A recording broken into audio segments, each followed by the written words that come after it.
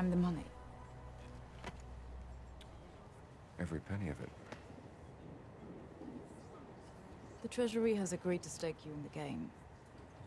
Vesper. I do hope you gave your parents hell for that. Thank you.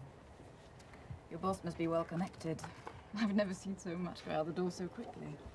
Not quite so stylishly. May I ask you where it is? 10 million was wired to your account in Montenegro, with a contingency for 5 more if I deem it a prudent investment.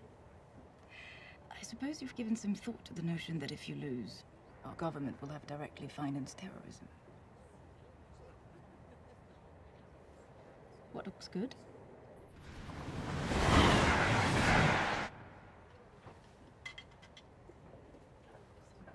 So you're telling me it's a matter of probability and odds?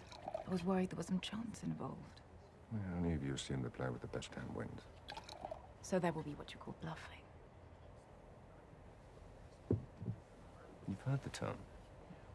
Then you'll also know that in poker you never play your hand. You play the man across from you. And you're good at reading people. Yes, I am. Which is why I've been able to detect an undercurrent of sarcasm in your voice. You'll know how short our money is in good hands. You don't think this is a very good plan, do you? So there is a plan. I got the impression we were risking millions of dollars and hundreds of lives on a game of luck.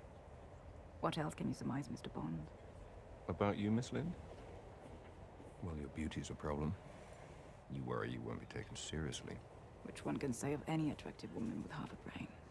True, but this one overcompensates by wearing slightly masculine clothing, being more aggressive than her female colleagues, which gives her a somewhat prickly demeanor. And ironically enough, makes it less likely for her to be accepted and promoted by her male superiors, who mistake her insecurities for arrogance.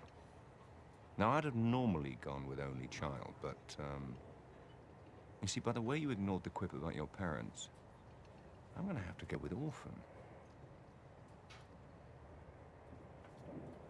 All right.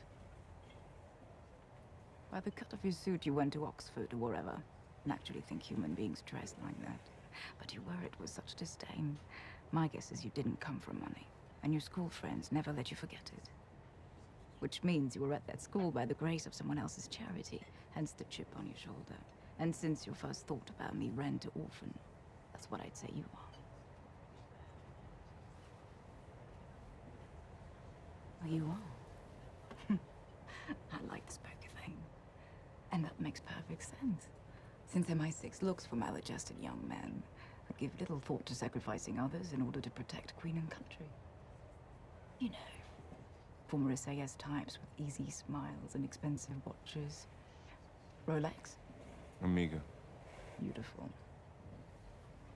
Now, having just met you, I wouldn't go as far as calling you a cold-hearted bastard. No, of course not. But it wouldn't be a stretch to imagine you think of women as disposable pleasures rather than meaningful pursuits.